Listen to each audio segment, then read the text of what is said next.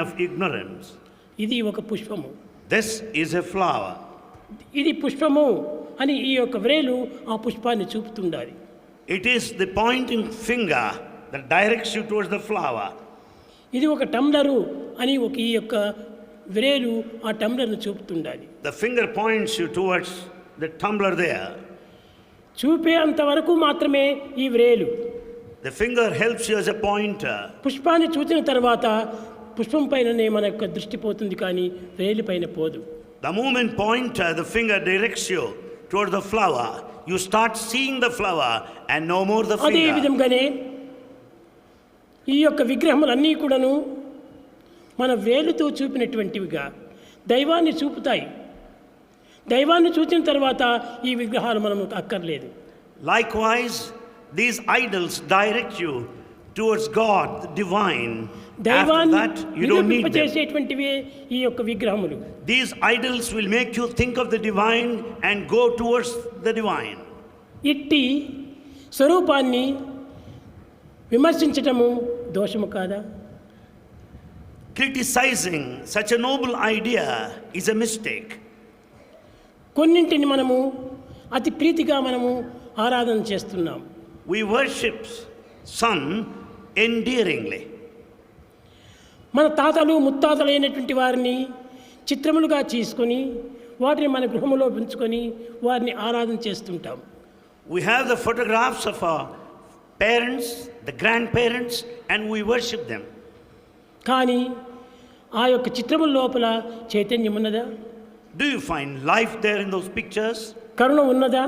You find anything there? ప్రేమ ఉన్నదా? Love? లేదు. No. కానీ వీటిని పూజించడంలో ఉన్నటువంటి అంతరార్థం ఏమిటి?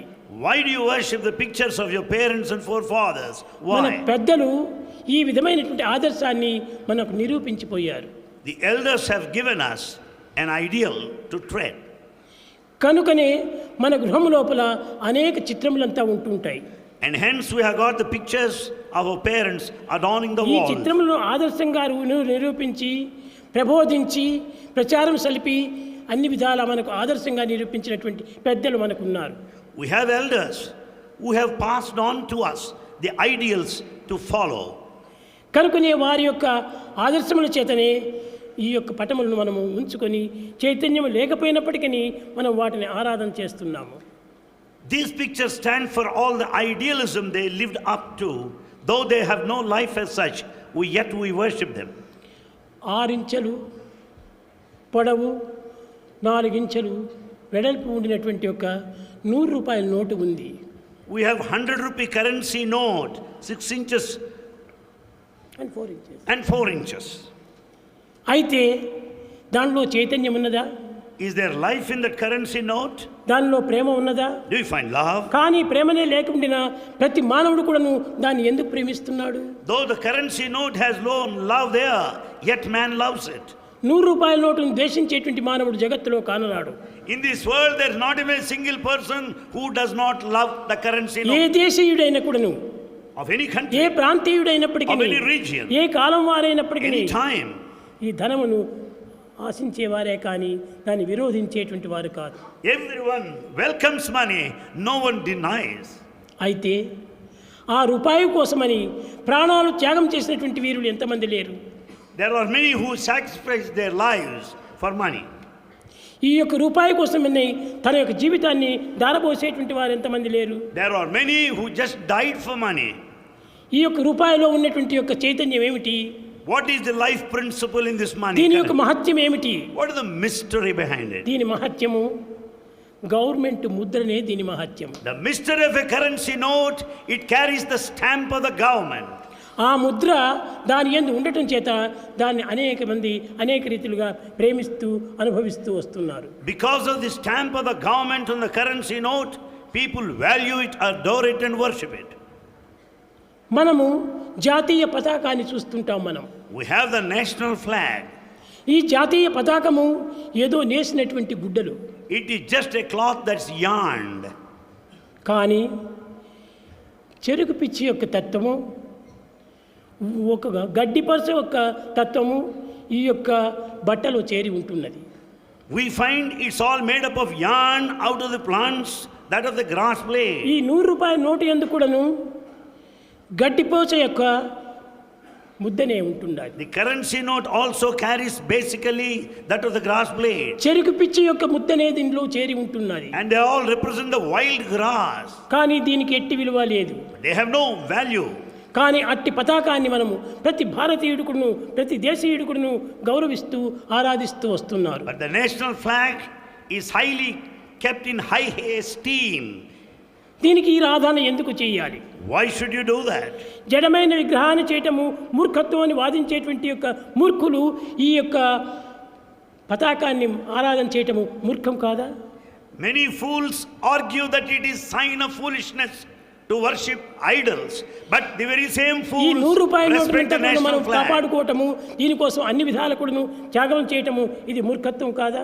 Is it not foolishness to sacrifice one's own life for money? ఈ విధంగా మానవుడు తన ఇష్ట అయిష్టమును పురస్కరించుకొని పూజలు ద్వేషములు కొనసాగుతూ వస్తున్నాయి. Therefore, based on the likes and the dislikes of mankind, we find the worship and the denial. ప్రతి మానవుని యందు కూడాను ఒక విశ్వాసం ఉన్నది. Every man has faith in him. ఆ విశ్వాసమే లేకుండా దేనిని కూడాను ఆశించలేడు. If he has no faith, he cannot expect to have anything. ప్రతి మానవుని యందు కూడాను మొట్టమొదట ఆ విశ్వాసము అభివృద్ధి పరచుకోవాలి. Therefore, everyone has to develop this faith. ఈశ్వర సర్వభూతానాం, Ishvara Sarvabhutanam. అట్టి ఈశ్వరత్వము అన్ని భూతముల యందు కూడాను చైతన్య స్వరూపంతో కదులుతూనే ఉంటున్నది. God dwells in all of the beings in the form of the life principle. ఈశ్వరుడు అనగా ఏమిటి? Who is Ishvara? సకలైశ్వర్య స్వరూపుడే ఈశ్వరుడు.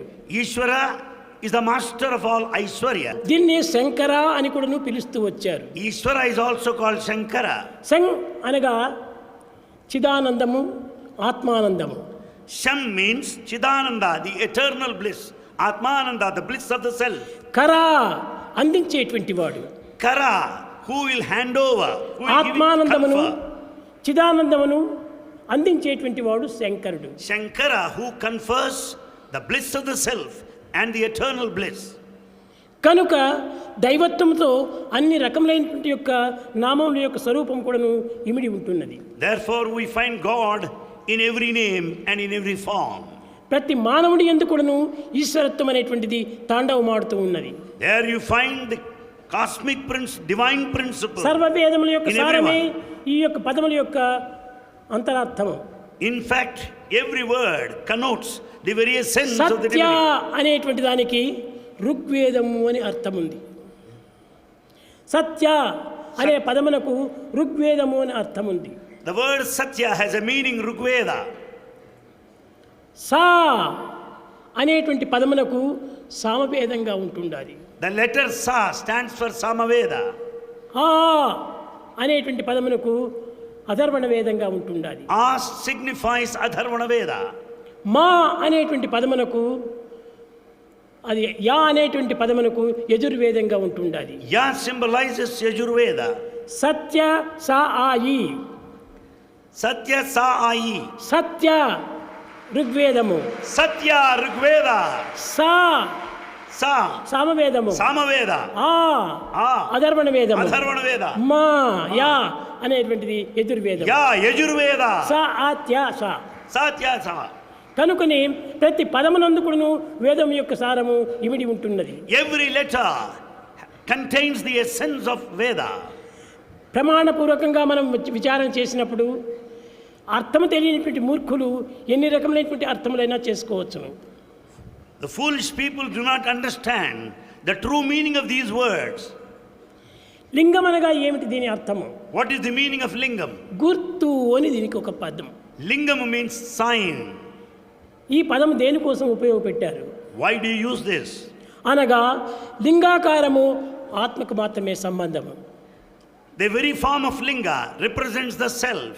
ఇట్టి ఆత్మతత్వాన్ని ప్రబోధించే నిమిత్తమై లింగము అనేటువంటి రూపం లోపల దానికి ఎటు ముఖము ఎటు కాలు అనేటువంటి తెలియదు.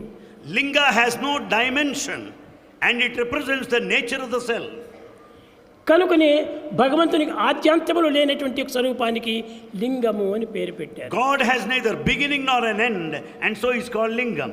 కానా So, ఈ సత్యాన్ని మనం గుర్తించకుండా రెండు దోషములు మనకు వెంటాడుతూ ఉంటుంటాయి. We don't recognize this basic truth and we are committing two mistakes. రెండు దోషములు వెంటాడుచుంటు నరుని. And these two mistakes, one follows the other. ఒకటి, One, లక్షల తన తప్పులను తాను మర్చిపోతుంటాడు.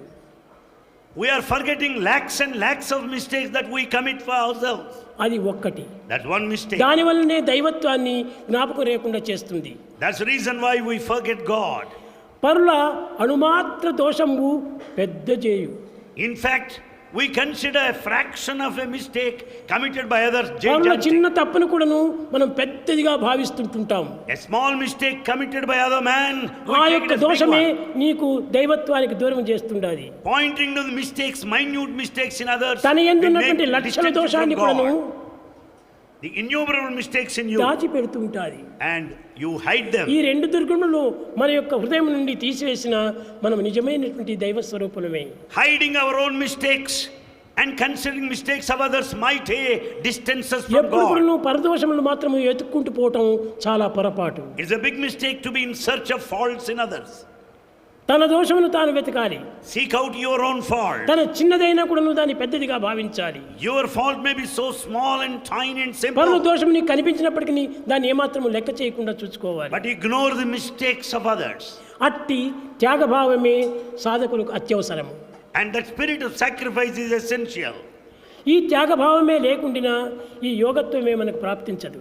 Without the spirit of sacrifice, you cannot proceed along the spiritual path. Eenadu Yoga. ప్రపంచంలో ఎందు చూచినప్పటికీ In this world, wherever you see, పరలో దోషంలో వెతికేటువంటి యొక్క పాపులు దినదినానికి అభివృద్ధి అవుతున్నారు. sinners are increasing day by day who point out others' mistakes. తన అణుమాత్రమైన దోషాన్ని కూడా నువ్వు వెతకడానికి ప్రయత్నించినటువంటి యొక్క వారు ఎక్కడా కనిపించడం లేదు. There's not even a single wise man who will be able to find out a simple mistake in you. కనుకనే అందరూ కూడా అశాంతికి గురి అవుతున్నారు. That's the reason why all of us are అందరూ కూడా restless. దుఃఖములకు గురి అవుతున్నారు. That's why we are all miserable. కనుక మొట్టమొదట మనం దుఃఖాన్ని దూరం చేసుకోవాలని, So we have to cross this misery. అశాంతిని మనం దూరం గావించాలని We have to shed this restlessness. కోరేటువంటి ప్రతి మానవుడు కూడాను తన యందు ఉన్నటువంటి దోషాన్ని మొట్టమొదట చంపివేయాలి. All those that aspire to be peaceful must give up these two. పరుల దోషాన్ని వెతికేటువంటి వాడు మహాపాపి. He is the worst of the sinners who finds fault with కనుక మనం others. ఎప్పుడు కూడా ఇతరుల దోషాన్ని వెతకూడదు. We should never find out faults in others. ఇది ఏ నిజమైనటువంటి శివత్వమునకు తెలియనటువంటి అర్థము. This is the meaning of Sivatva, the principle of Siva. ఇట్టి పవిత్రమైనటువంటి గుణం మనలో ప్రవేశించాలి. We should have a sacred quality within us. పరదూషణ అనేటువంటిది మహాపాపమైనటువంటిది. Accusation of others is the worst of the sins. కనుక దాని జోలికే మనం పోకూడదు. We should not be after that quality. ప్రేమ స్వరూపులారా, Embodiments of love. ఈనాడు రాత్రి అంతా కూడాను Throughout night, చక్కగా నామస్మరణ చేసి chant glory of ఈ God. పవిత్రమైనటువంటి యొక్క శక్తిని ప్రపంచానికి అంతా కూడాను ప్రసరింప చేయాలి. The sacred energy that you are going to have అది ఏ should be shared with everybody. ఈశ్వరత్వానికి సరైనటువంటి గుర్తు. That is the true sign of the divinity. ఈశ్వరుడు అనగా ఏమిటి? Who is Ishvara? గాలి వలె సంచరించేటువంటి వాడు ఈశ్వరుడు. Ishvara, the divine, moves about freely like air. గాలి ఏ విధంగా సర్వత్రా సంచరిస్తుండదో Just as air is all pervasive, ఈశ్వరుడు ఆ విధంగా సంచరించేటువంటి so వాడు. also God is all expansive. కనుకని మీ యొక్క ప్రేమను, మీ యొక్క నామస్మరణను ఈ ప్రపంచానికంతా కూడా చక్కగా ప్రచారం చేస్తూ రావాలి. Therefore, you should publicize, propagate, practice the God's name and share with everybody. భజన బినా సుఖ శాంతి నహీ,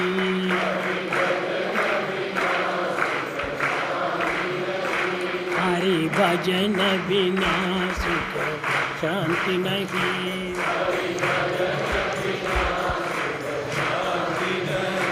హరి నామ బినా ఆనంద నహీ,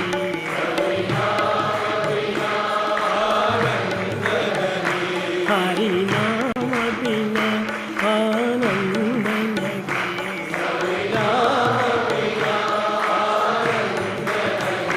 హరి భజన బినా సుఖ శాంతి నహీ,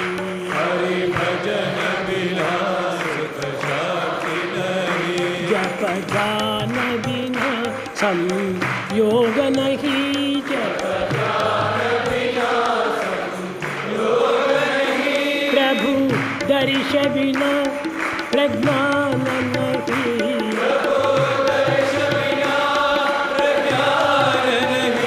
दया